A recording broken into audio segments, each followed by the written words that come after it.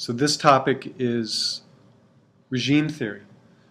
We've talked a lot about Indonesia and the idea of using the physical environment as a way of creating a story, and a story that benefits certain stakeholders over others. And it's interesting to see people push back on that and tell a different story. So here, this is an interesting image in Cairo, Egypt, where from yesterday, the largest protest in history, 10 million people supposedly in the streets, changing the story, as it were. So here you have the public housing that we've been talking about, government-provided public housing that frames this space, this boulevard, which is usually for traffic, but today is a place of protest. When people protest in this manner, someone always dies. But the fear of death is not enough to keep people in their homes. And rarely do so many people put their lives on the lines by placing their bodies in the physical space. And so this lecture is about bodies in space and how power operates through bodies in space. When Baron von Haussmann transformed Paris, do you remember the history of the transformation of Paris and how important it was to cut boulevards through the slums of Paris? The reason it was important to cut boulevards through the slums of Paris is because the slums were places of revolt, and by ripping up the cobblestones, if you've seen Les Miserables, they create barricades, and several governments, kings were toppled, the French Revolution, all of these things. Bodies in space are the way power operates. Regimes fall or survive based on the control of bodies in space. That's why the transformation of Paris was so important. Ever since Haussmann and before Haussmann, these boulevards were ways of moving troops' bodies through these spaces. But now the people take over, and the military actually have to acknowledge that this is not a good situation. We're going to have to force President Morsi to leave office, or else we're going to have some real problems. And so the military actually shift from becoming an instrument of government oppression to an instrument of forcing the president and the government to negotiate with the demands of the people. And so it's a remarkable and dramatic thing that is unfolding in these weeks and days. So we get these types of scenes of these boulevards being occupied by these people. Now, one of the things that ties architecture to all of this is you know that someone is powerful when they deny their own power. And you're going to hear a reference to this at the end of the video that's going to be the tagline to this lecture. When someone says, "I really don't have power," it's a sure sign that they actually have a great deal of power. And so who says we don't have power? Architects have been saying that for decades. Architects have been saying we don't really determine anything. But that's a sure sign that we actually have a great deal of power. To the extent that spaces and bodies in space are the instruments of power, those who form the spaces, those who create the spatial formal arrangements, actually have a tremendous amount of power. And it's by denying our power that we indicate that we actually do have a great deal of power. But architects are very fond of saying that we have no power, and we have actually done a great deal to reduce the amount of power we do have. partly by focusing on architecture as objects. So one of the traits of architectural culture, especially in the last 50 years, is that we don't look anymore at the space of the city. We look at buildings. We look at buildings as idealized, pure objects. And we design beautiful, idealized objects. We manifest ideas in the object building, and we don't look at the spaces around the buildings so much. But that is changing, and your education here at Wentworth reflects that shift. We try increasingly to look at the spaces around the buildings. The first-year program next September will focus on the city of Boston. It will be taught as a study abroad in Boston model. And we won't just be looking at buildings. We will be looking at buildings in the same way that we've always looked at buildings, in the same way you looked at buildings in the first year. But we won't just be looking at buildings. We will also be looking at buildings in space. We will be looking at the spaces that are created by the buildings. And we will be looking at how different formal spatial arrangements create different situations. This is a photo by the architectural photographer Iwan Ban. Have you heard of him? Every famous architect you can name have had their famous architecture photographed by Iwan Ban. Chances are that half or more of the architectural money shots are by Iwan Ban. But he has broken two very strict taboos. First of all, he doesn't just focus on the building, he focuses on spaces in the city, and he allows people and other species into the frame. So this is his photograph of Niemeyer's building in Brasilia, where it's of the building, but it's also of the people, the life, and the space. This is his photograph of Michael Maltzon's building in Los Angeles. Michael Maltzon, you might know, is a graduate of Wentworth, very successful architect. And this is how Iwan Ban frames Michael Maltzon's building in Los Angeles. He's breaking all the rules. I still can't get this to work. Pierre Bourdieu gave us a great deal of insight into how spaces work when in the 1950s and 60s he was positioned in Algeria as an anthropologist in the colonial service around the time of the war for independence of Algeria and Africa. And he looked at the way the space of the village structures the power arrangements between men and women. It's a Muslim society. Women were not allowed to be seen by men, so during the day, when men were in the fields, the women could go into the streets to collect water. And collecting water was the big thing, the big job for women. But during other times of the day, women could not walk in the main streets. They would have to take the alleys behind the buildings. And so this structure of alleys and streets and the first and second floor segregation of women would be on the second floor, not with windows, but with screens, so they could not be seen from the street.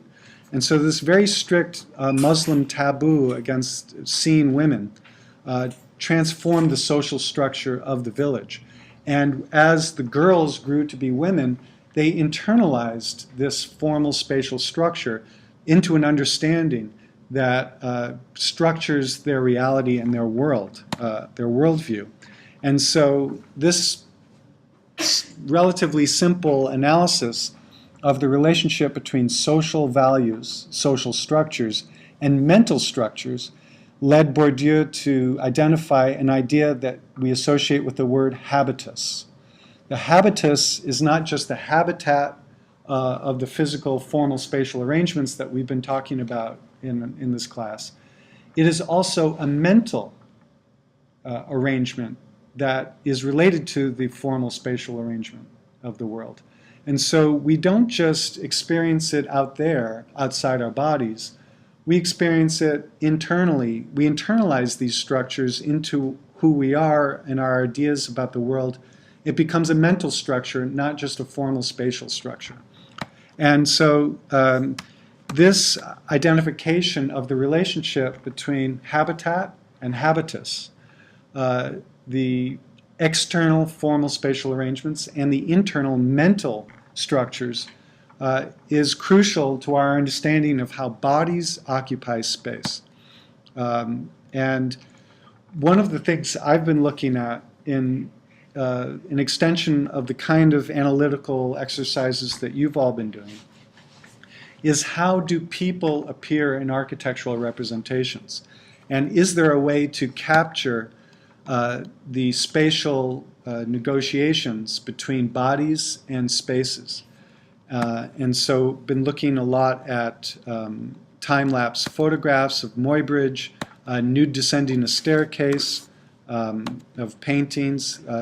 The Italian futurists here very tellingly depicting a protest where the police start beating the people as part of the protest. So it's not just Cairo this week.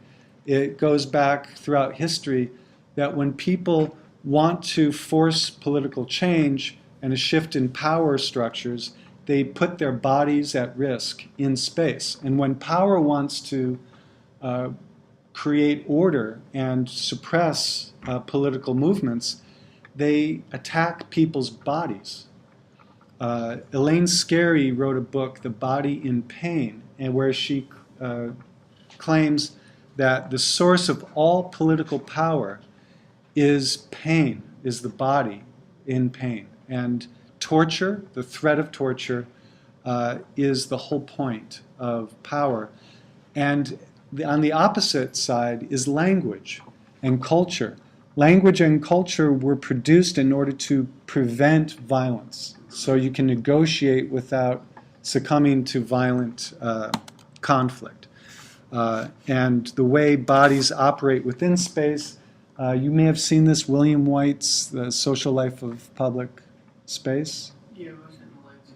Yeah, and so using film and time-lapse to study the way bodies move in space.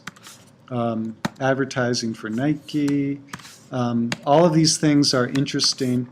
The architect David Rockwell collaborating with a Broadway choreographer to study the way people move in space in order to design an air terminal at Kennedy Airport.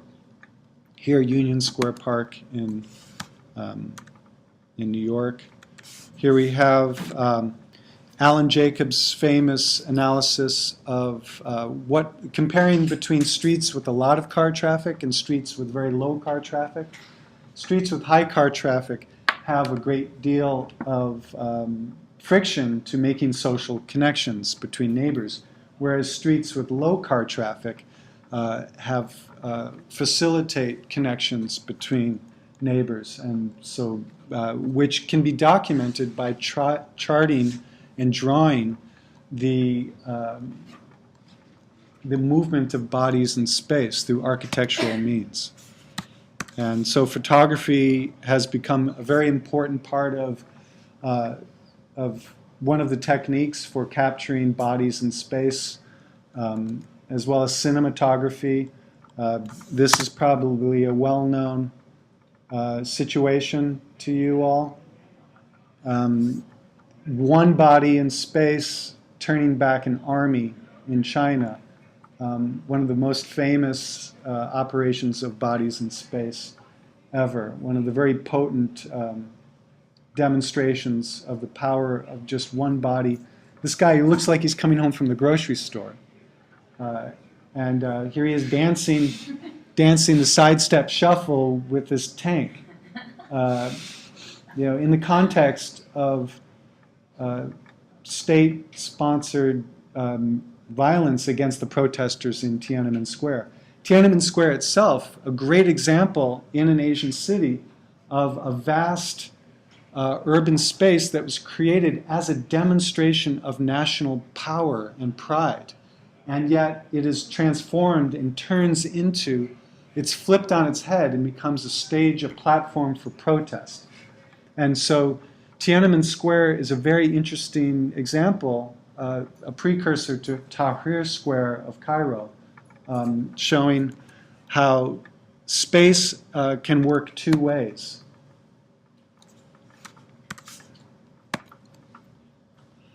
And now, this isn't the film I was talking about. Do you know what this film is? Schindler's List, where he uses this technique of black and white, but with one spot of color. It's a low-resolution image, sorry. But this girl with the red coat in the clearing of the ghetto, the Nazis have come and they are clearing the ghetto, killing the men right away and shipping others off to concentration camps. But this raised point of view, using the movie camera, walking through space, the child is walking through here as the Nazi officer tries to conserve bullets by lining the victims up in a line. So in 3 bullets, they kill 9 people.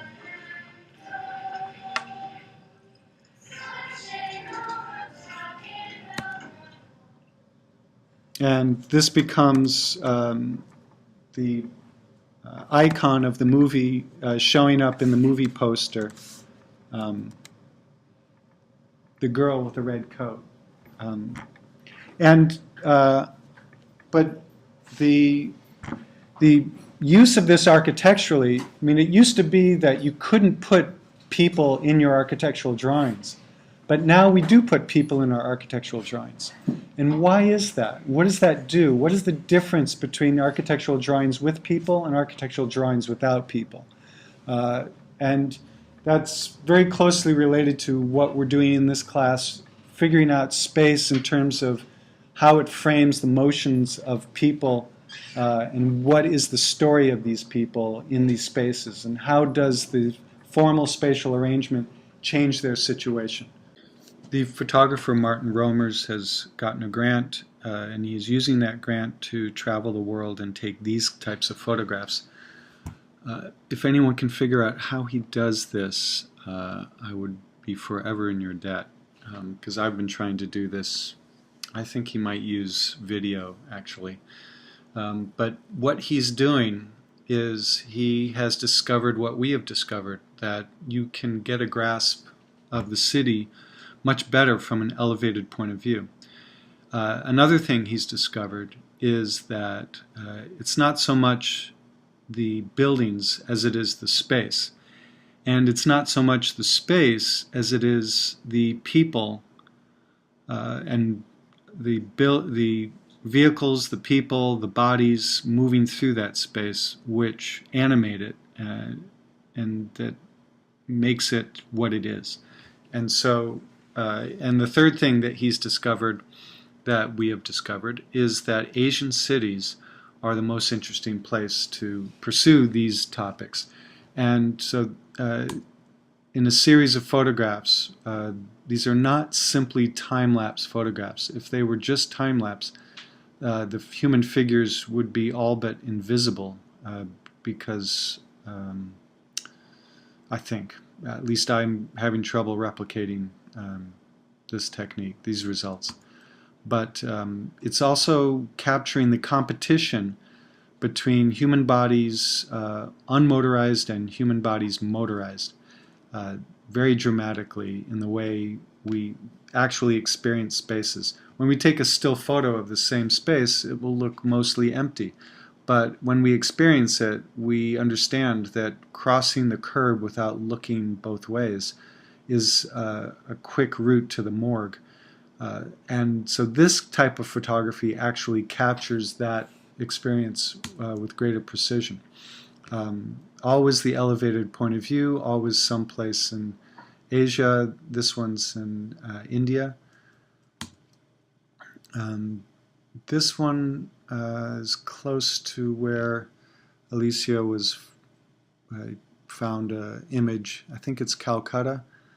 You can tell that it's India by the lettering and the ubiquitous ambassador taxi cab. But we get a sense of the very dynamic and complex negotiations of space that are framed by what is the remnant of a colonial and pre-colonial past. Here at the port area of somewhere else in Asia, this might be Manila. But in every case, you get a very interesting negotiation of space between various users. Back in India, Lagos, Nigeria, perhaps, Egypt, India,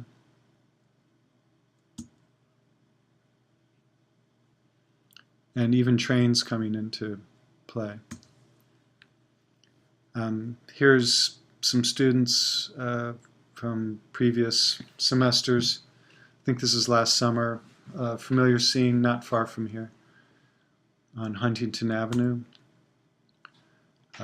Other attempts that use other techniques. I think the outline technique seems to be working quite well here. And prior techniques, trying to model bodies and vehicles in space using digital modeling and tracking through hours and hours of processing, tracking the outline forms that are created. So these experiments have been going on for quite a long time. There's a choreographer at MIT at the Media Lab that is also experimenting with this. The interesting thing about Nell Breyer is that she's not just a choreographer, she's also a visual artist and a neuroscience, cognitive science, brain surgeon basically. And so she has put together the visual and performing arts with neuroscience to speculate on what is really going on in terms of the capturing, using these computer-aided technologies and video to capture the motion of human bodies in space. And the implications for these types of studies, when you add the architectural frame, are profound, and it turns out people have been doing this for centuries as tools permit, speculating more and more on what is the relationship between the human body and space. This is Nell Breyer's study of Grand Central Terminal, which seems to always show up when people start talking about architectural frames and the interaction with human bodies. Boston Common, again the Boston Common. Outlining seems to be particularly effective. This is another visual treatment, and so on. Harvard Square. The political negotiation of space here, the critical mass bicycle rallies that happen all over the world. This one interrupted by an angry driver who decides to tear through the crowd, sending bicycles bouncing off the hoods, bicycles and bodies bouncing off the hood of the car. In Porto Alegre, January 2011, I believe. No one was killed, miraculously. But what would it mean to capture that in a single frame? And here we have the work of choreographer William Forsythe, who collaborated with the computer science department at the University of Ohio to try to develop techniques for capturing the movements of bodies in space in the context of dance performance. Here's a view from above. These are very cleverly and brilliantly tested, very many different techniques for translating bodies moving in space graphically. On a website called Spontaneous Objects, if anyone is interested in pursuing this. I'm not sure what computer software he's using to convert the video, but would love to get my hands on it. he's also developed a notational system for the choreography. This one is not so clear. This one's a little bit clearer. But these are taken from the Spontaneous Objects video on the site. It's hosted by University of Ohio.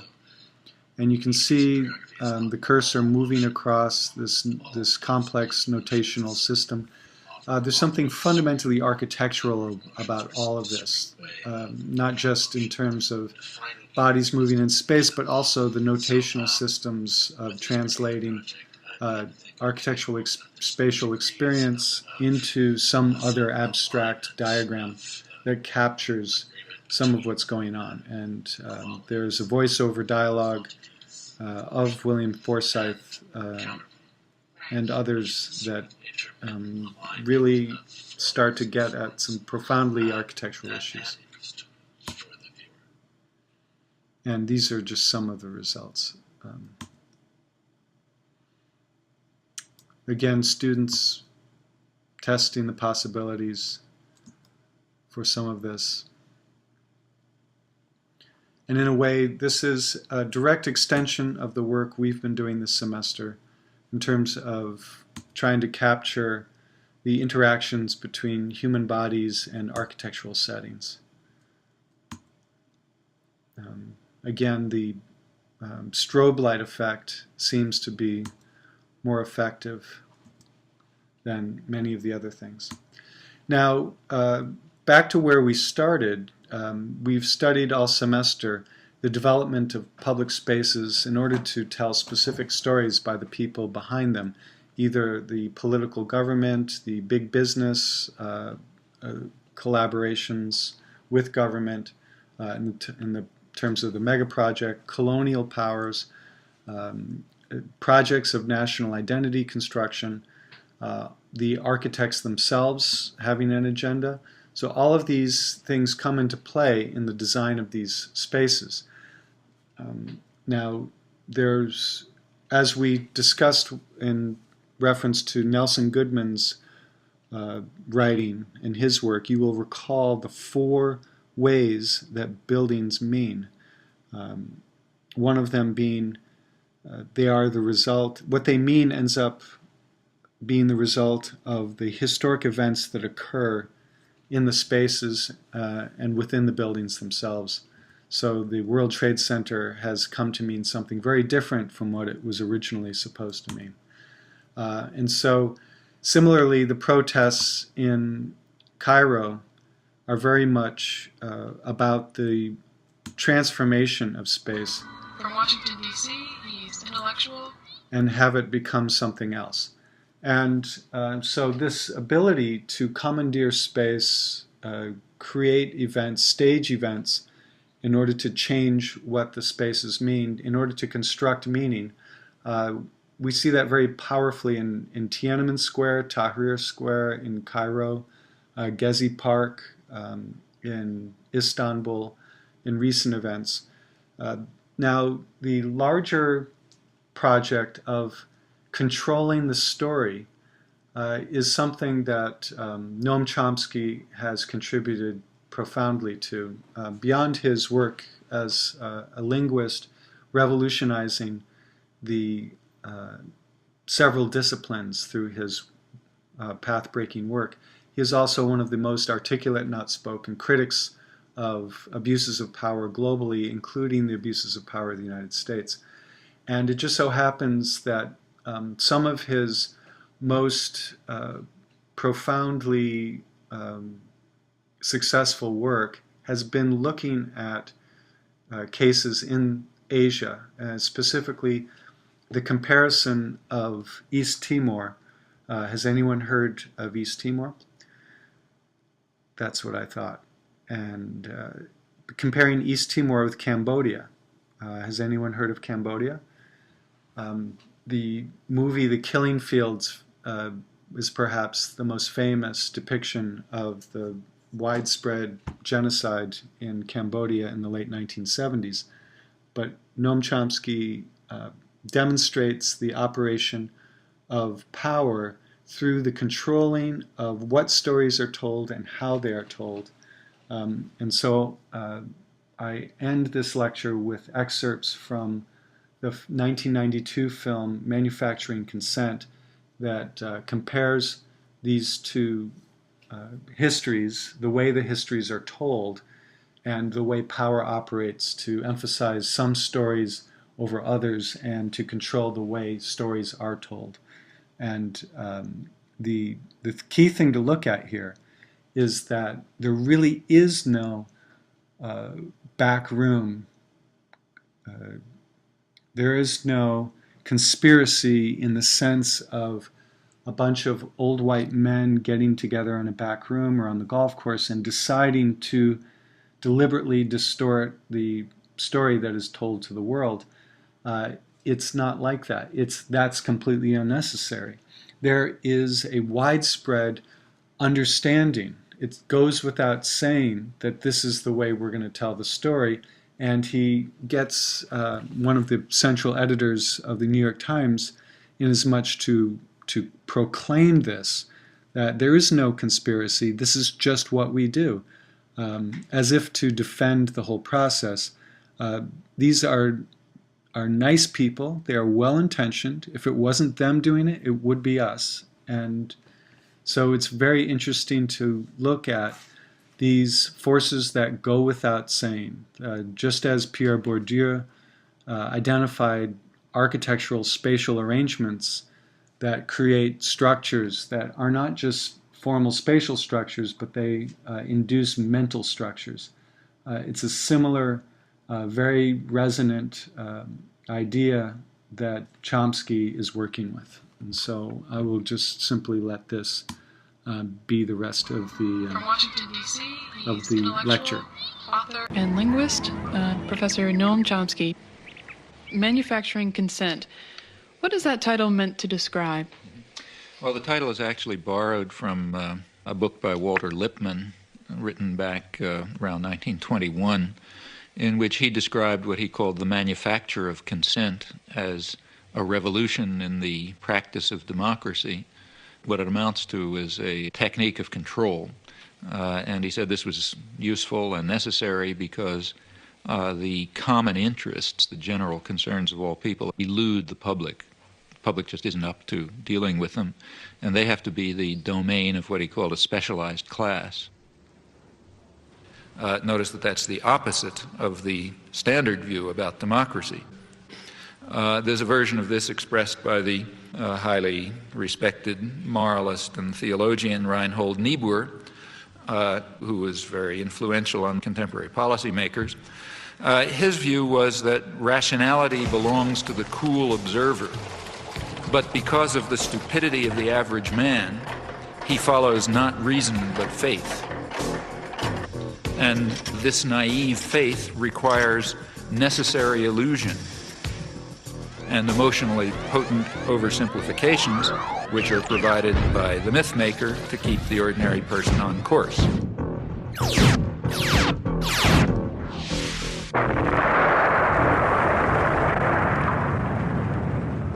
It's not the case, as the naive might think, that indoctrination is inconsistent with democracy. Rather, as this whole line of thinkers observes, it's the essence of democracy.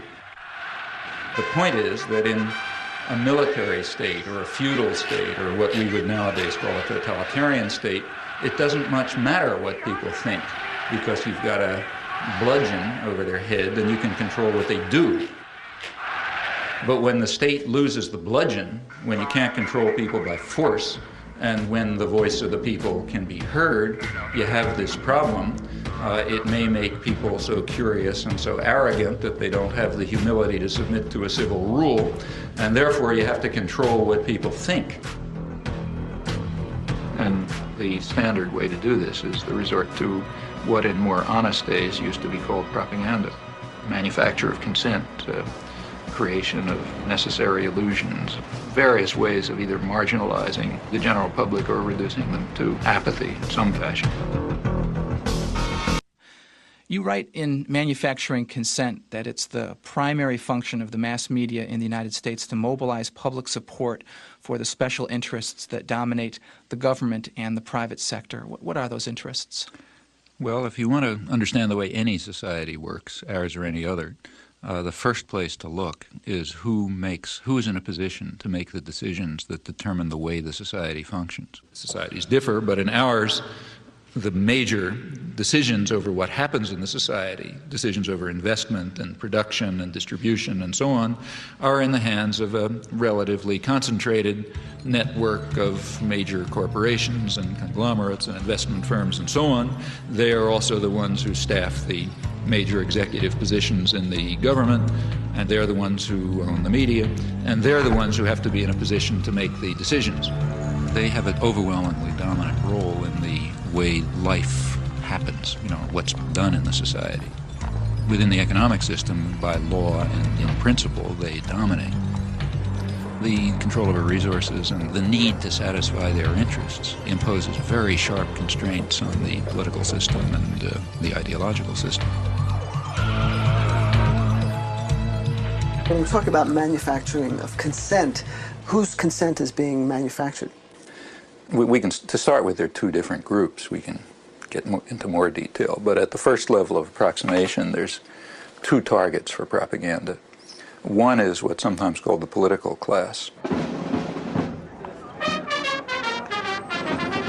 There's maybe 20% of the population which is relatively educated, more or less articulate. They play some kind of role in decision making. They're supposed to sort of participate in social life, either as managers or cultural managers, like, say, teachers and writers and so on. They're supposed to vote. They're supposed to play some role in the way economic and political and cultural life goes on. Now, their consent is crucial. It's one group that has to be deeply indoctrinated. Then there's maybe 80% of the population whose main function is to follow orders and not to think, and not to pay attention to anything. And they're the ones who usually pay the costs. All right. Professor Chomsky, you outlined a model with filters that propaganda is sent through, that's way to the public. Can you briefly outline those? It's basically an institutional analysis of the major media, what we call a propaganda model. We're talking primarily about the national media, those media that sort of set a general agenda that others more or less adhere to the extent that they even pay much attention to national or international affairs. Now, the elite media are the sort of the agenda-setting media. That means the New York Times, the Washington Post, the major television channels, and so on. They set the general framework. Local media more or less adapt to their structure. World News. Gives a soundbite that says that there's a beachhead. I think 628 is a good one. Yeah, but I think 6 is a good start. This is the operative soundbite for us. He's out. He really knows how to time. He's got a minute for all the time, so that's. I love this soundbite. Okay, And they do this in all sorts of ways, by selection of topics, by distribution of concerns, by emphasis and framing of issues, by filtering of information, by bounding of debate within certain limits. 2.5 minutes to air. No. 45 seconds. They determine, they select, they shape, they control, they restrict in order to serve the interests of dominant elite groups in society. There is an unusual amount of attention focused today on the 5 nations of Central America. This is Democracy's Diary. Here for our instruction are triumphs and disasters, the pattern of life's changing fabric. Here is great journalism, a revelation of the past, a guide to the present, and a clue to the future.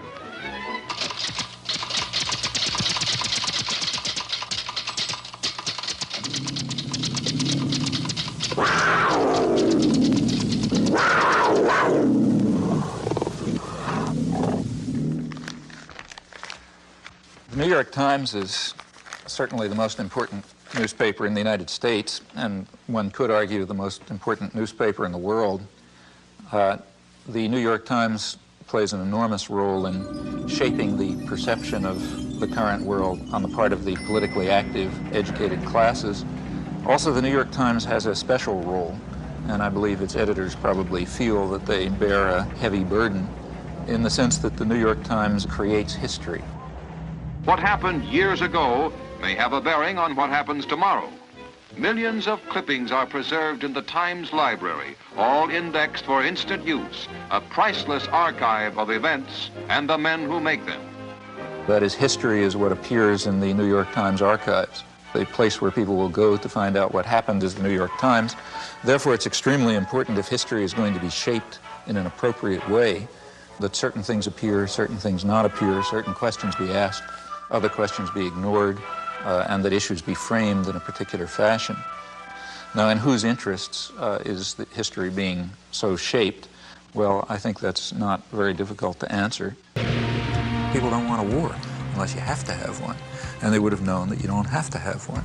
Well, the media kept people from knowing that, and that means we went to war very much in the manner of a totalitarian state, thanks to the media subservience. That's the big story. I'd like to ask you a question essentially about the methodology in studying the propaganda model and how would one go about doing that? Well, there are a number of ways to proceed. One obvious way is to try to find more or less paired examples. History doesn't offer true controlled experiments, but it often comes pretty close. So one can find atrocities or abuses of one sort that on the one hand are committed by official enemies and on the other hand are committed by friends and allies or by the favored state itself, by the United States in the U.S. case. And the question is whether the media accept the government framework or whether they use the same agenda, the same set of questions, the same criteria for dealing with the two cases as any honest outside observer would do. If you think America's involvement in the war in Southeast Asia is over, think again. The Khmer Rouge are the most genocidal people on the face of the earth. Peter Jennings reporting from the killing fields, Thursday. I mean, the great act of genocide in the modern period is Pol Pot, 1975 through 1978. That atrocity, I think it would be hard to find any example of a comparable outrage and outpouring of fury and so on and so forth. So that's one atrocity. Well, it just happens that in that case, history did set up a controlled experiment. Have you ever heard of a place called East Timor? Can't say that I have. Where? East Timor? Nope. No, huh? Well, it happens that right at that time there was another atrocity, very similar in character, but differing in one respect. We were responsible for it, not Pol Pot. Hello, I'm Louise Penny, and this is Radio Noon. If you've been listening to the program fairly regularly over the last few months, you'll know East Timor has come into the conversation more than once, particularly when we were talking about foreign aid and also the war and a new world order. People wondered why, if the UN was serious about a new world order, no one was doing anything to help East Timor. The area was invaded by Indonesia in 1975. There are reports of atrocities against the Timorese people. And yet Canada and other nations have consistently voted against UN resolutions to end the occupation. Today, we're going to take a closer look at East Timor, what's happened to it, and why the international community is doing nothing to help. The situation, when the ship, they start arriving since Monday, 6, 7 boats together, very close to our border. They are not there just for fun, you know. They're preparing a massive operation. Something happened here last night that moved us very deeply. It was so far outside our experience as Australians that we'll find it very difficult to convey to you, but we'll try. Sitting on woven mats under a thatched roof in a hut with no walls, target of a barrage of questioning from men who know they may die tomorrow and cannot understand why the rest of the world does not care. That's all they want, for the United Nations to care about what is happening here. The emotion here last night was so strong, reach out into the warm night air and touch it. Greg Shackleton at an unnamed village, which we'll remember forever, in Portuguese Timor.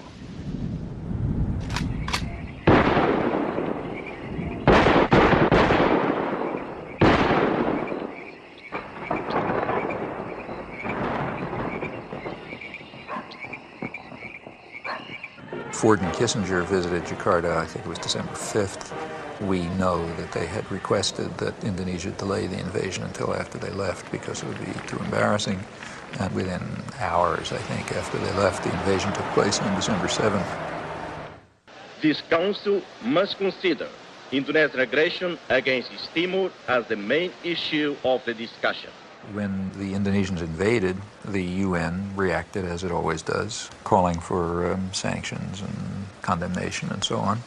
Various watered-down resolutions were passed, but the U.S. was very clearly not going to allow anything to work.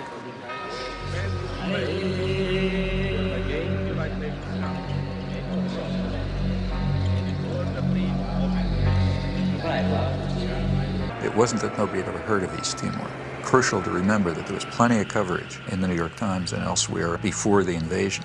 The reason was that there was concern at the time over the breakup of the Portuguese Empire and what that would mean. There was a fear that it would lead to independence or Russian influence or whatever. After the Indonesians invaded, the coverage dropped. There was some, but it was strictly from the point of view of the State Department and Indonesian generals, never a Timorese refugee.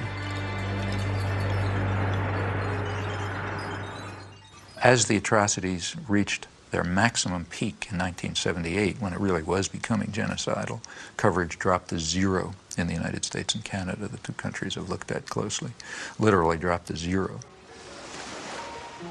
All this was going on at exactly the same time as the great protest of outrage over Cambodia.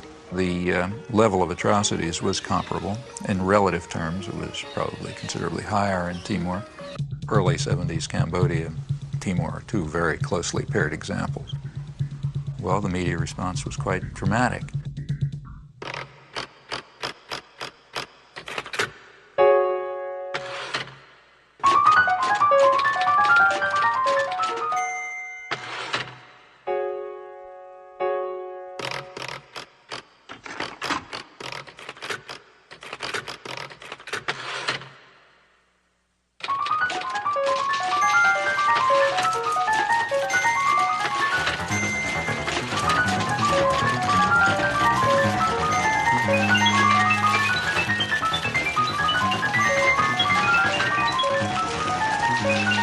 Back in 1980, I taught a course at Tufts University.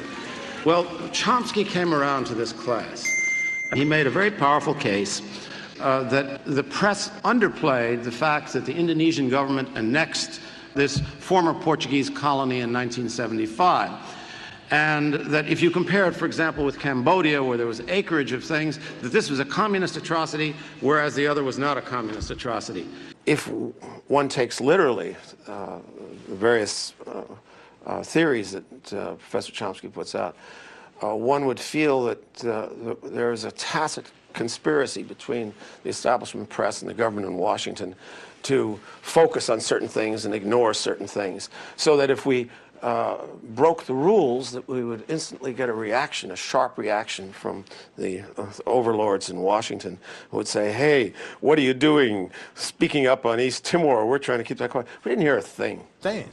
Professor Chomsky and a lot of people who engage in this kind of press analysis have one thing in common. Most of them have never worked for a newspaper. Many of them know very little about how newspapers work. When Chomsky came around, he had with him a file of all the coverage in the New York Times, the Washington Post, and other papers of East Timor.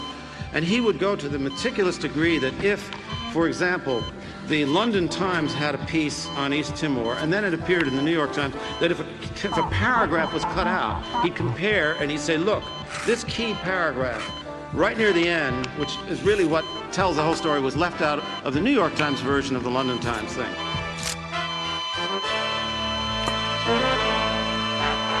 There was a story in the London Times which was pretty accurate. The New York Times revised it radically. They didn't just leave a paragraph out. They revised it and gave it a totally different cast.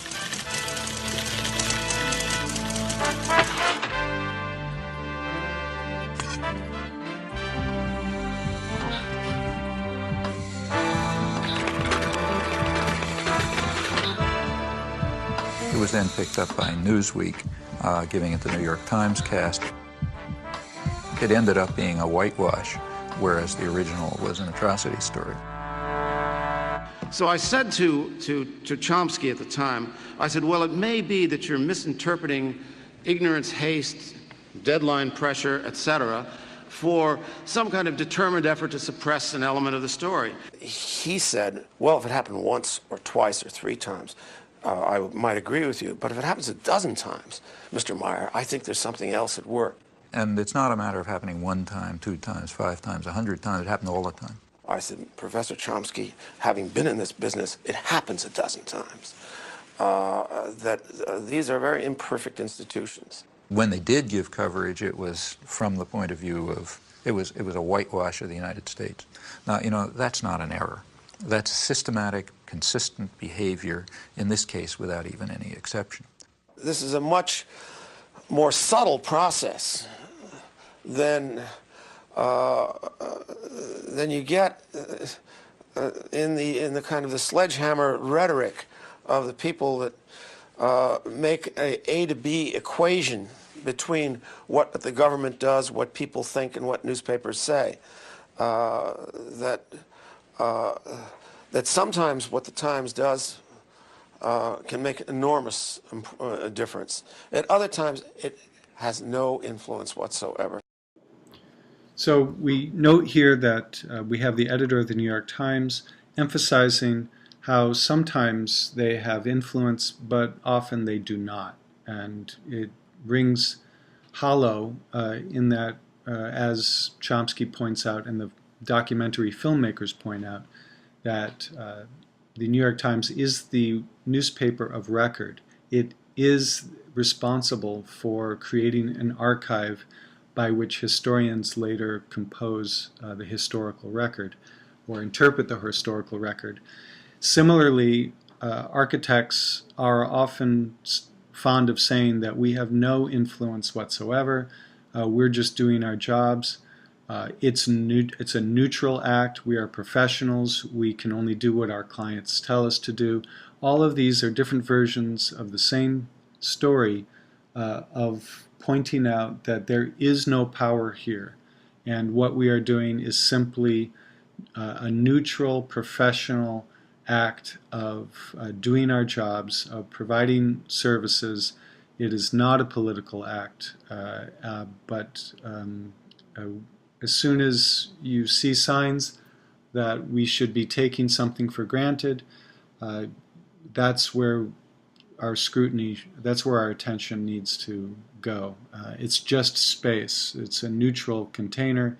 It contains no political message. It contains no, it is not an instrument of power, but don't you believe it for a second. And that's the new lens of the 21st century that is needed in order to be effective in doing what we do more effectively.